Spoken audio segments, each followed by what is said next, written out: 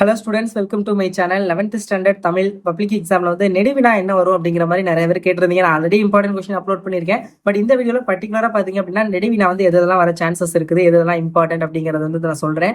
So video வந்து ஃபுல்லாக பாருங்கள். அண்ட் இன்னும் 11th ஸ்டூடெண்ட் யாராவது நம்ம சேனலை சப்ஸ்கிரைப் பண்ணாமல் பார்த்துக்கிட்டீங்கன்னா சப்ஸ்கிரைப் பண்ணுங்கள். கண்டிப்பாக கொஸ்டின் பேப்பர் வந்து ஈஸியாக தான் வரும். ஸோ பயப்படாதீங்க, பப்ளிக் எக்ஸாம் இருக்கிறேன்.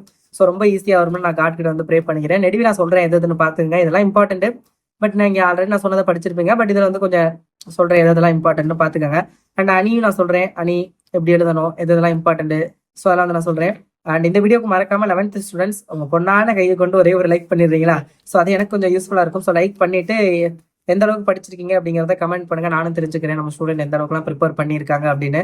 ஸோ யாரும் பேனிக் ஆகாதீங்க, ஈஸியாக தான் வரும். ஓகே, இப்போ நெடுவினா சொல்கிறேன். ஒரே நெடுவினாவை பொறுத்தளவில் பார்த்தீங்க அப்படின்னா, நீங்கள் மொழியை வெளிப்படுத்தும் நிலையில் பேச்சு மொழி எழுத்து மொழியை காட்டிலும் பேச்சு மொழியையும் எழுத்து மொழியையும் எவ்வாறு உணர்கிறீர்கள் என்பதை விவரிக்க. ரொம்ப ரொம்ப இம்பார்ட்டன்ட் கொஸ்டின், நிறைய தடவை கேட்டிருக்காங்க. ஸோ அது வந்து பார்த்துக்கோங்க. ஸோ அடுத்தது பார்த்தீங்க அப்படின்னா, பௌத்த கல்வி, சமண கல்வி, மரபு வழி கல்வி முறைகளில் தமிழக கல்வி முறையில் ஏற்பட்ட பல்வேறு மாறுதல்களை விவரிக்க. ரொம்ப ரொம்ப முக்கியமான ஒரு கொஸ்டின். ஸோ இது வந்து பார்த்துக்கோங்க. அடுத்தது பார்த்தீங்க அப்படின்னா, உங்களுக்கு இம்பார்ட்டன்ட் நெடுவினா அப்படின்னு பார்க்கையில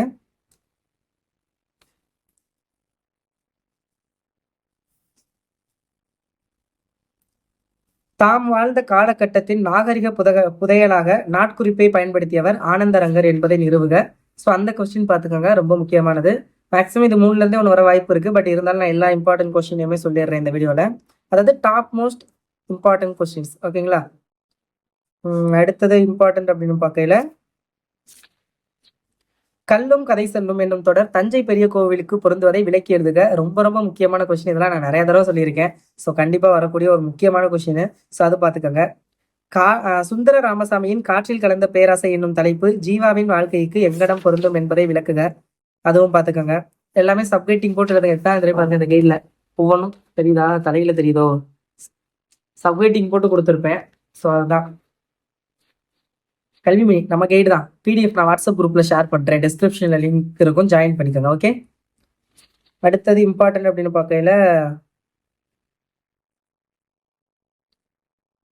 சிதறிய கடிதங்கள் உணர்த்தும் கருத்துக்களை சிதறாது விளக்குக. ஸோ இதுவும் பார்த்துக்கோங்க, நிறைய தடவை அதுவும் கேட்டிருக்காங்க.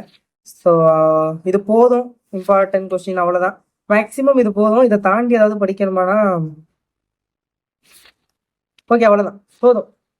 இது படிச்சுக்கோங்க. உரைநடையில செய்யுள் நெடுவினாவை பொறுத்தளவில் நன்னூல் பொதுப்பாயிரம் சிறப்பாயிரம் வாயிலாக அறியலாகும் செய்திகளை தொகுத்தெழுதுக. ரொம்ப ரொம்ப முக்கியமான ஒரு நெடுவினா செய்யுள் பகுதியில. ஸோ அதை வந்து படிச்சுக்கோங்க.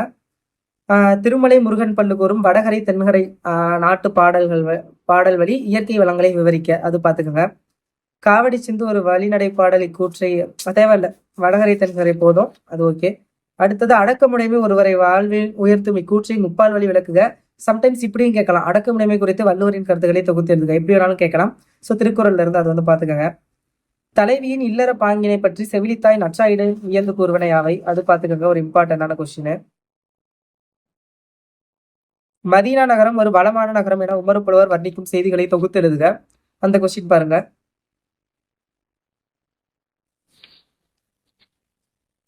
பாரதிதாசன் ஒரு புரட்சி கவி. ரொம்ப ரொம்ப இம்பார்ட்டன்ட் கொஸ்டின். இது போதும், இதோட ஸ்டாப் பண்ணிக்கோங்க. பாரதிதாசன் ஒரு புரட்சி கவி என்பதை உதாரண பாத்திரம் வாயிலாக மெய்ப்பிக்க.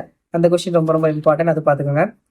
தென் துணைப்பாடத்தை பொறுத்தளவு பார்த்தீங்க அப்படின்னா, தமிழர் வாழ்வோடு புலம்பெயும் நிகழ்வுகளை முத்துலிங்கம் திணை பாகுபாடு எவ்வாறு இணைக்கப்படுகிறது. ஒரு முக்கியமான வேணா பார்த்துக்கோங்க.